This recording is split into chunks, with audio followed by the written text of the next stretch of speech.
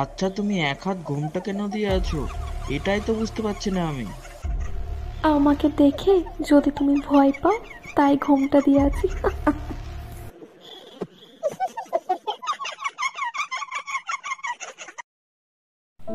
কিরে পলাশ, বাড়ি যাচ্ছিস? মাত্র তো 3 দিনের ছুটি, তাহলে আবার অফিস ফিরবি কবে তুই?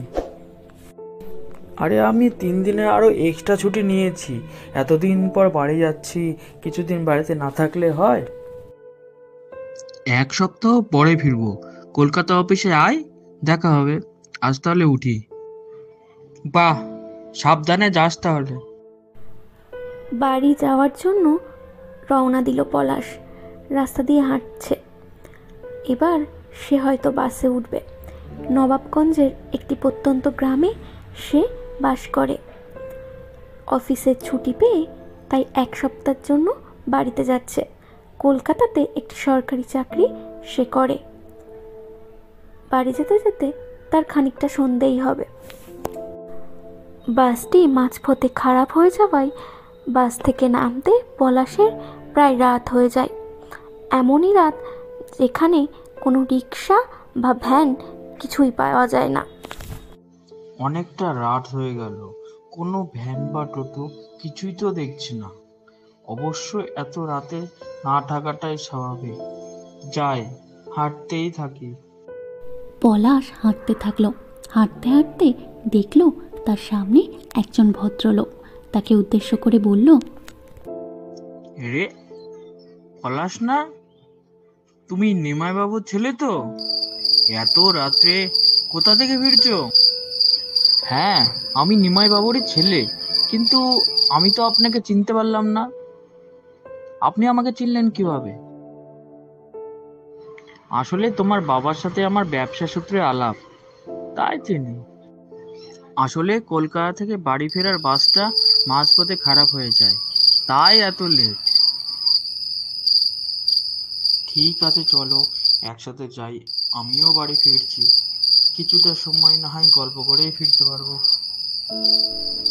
যেহেতু ওই ভদ্রলোকের বাড়ি ও পলাশের বাড়ি একই রাস্তার আগে পড়ে, তাই দুজনে মিলে গল্প করতে করতে চলতে লাগলো। একটা সময় ওই ভদ্রলোক তার বাড়ির সামনে এসে উপস্থিত হলো আর পলাশকে বলল, আমার বাড়ি এসে গেছে, আমি তাহলে এখন চলি। তুমি তাহলে যাও আস্তে আস্তে, আবার পরে দেখা হবে। এবার এদিকে আসলে আমার বাড়ি থেকে অবশ্যই ঘুরে যেও। হ্যাঁ, অবশ্যই আসবো। এত দূর আমার সঙ্গ দিলেন, এতেই উপকৃত হলাম। চলি, ভালো থাকবেন তাহলে।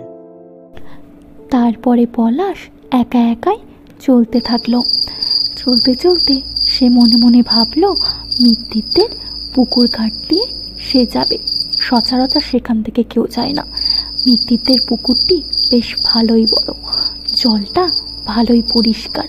সে সেখান থেকেই যেতে লাগলো। পুকুরের পাশ দিয়ে যেতে যেতে হঠাৎ সে সেই পুকুরের ঘাটের সামনে দাঁড়িয়ে পড়ল।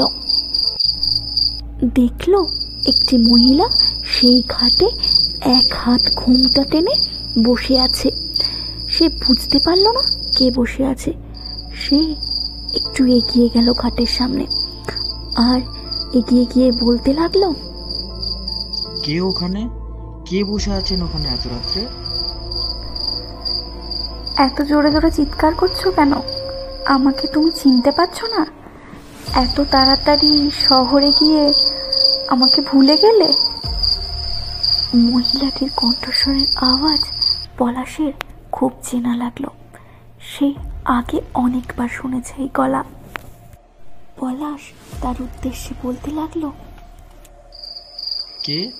কে তুমি? অনুশ্রী না?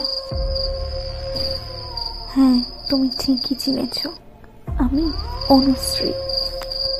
তুমি এখানে এত রাত্রে কি করছো?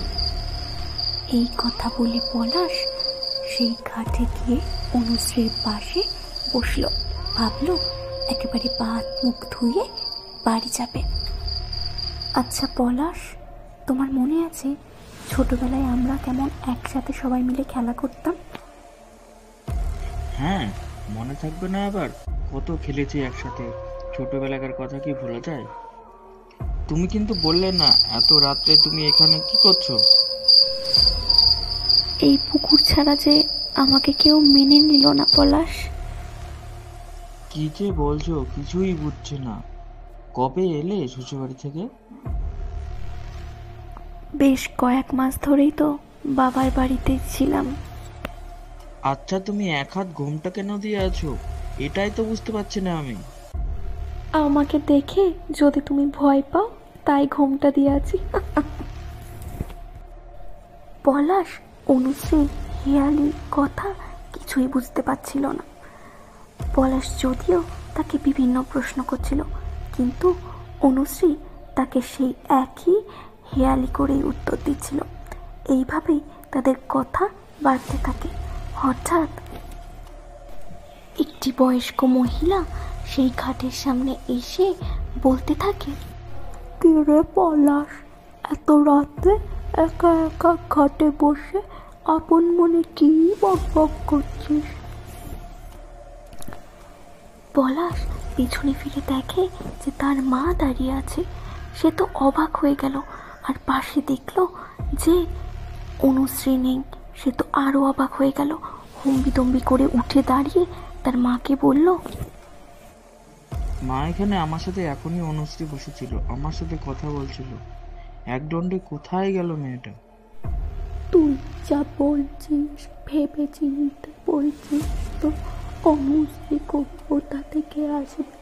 ও 1 সপ্তাহ হলো এই পুকুরে জলে ডুবে আত্মহত্যা করেছে। ও এখন এখানে কি করে আসবে?" কিভাবে মারা গেল? ফোন নিয়ে ও শ্বশুর বাড়ির লোকের সাথে ঝামেলা হচ্ছিল, তাই ও আত্মহত্যার পথ বেছে নিয়েছে।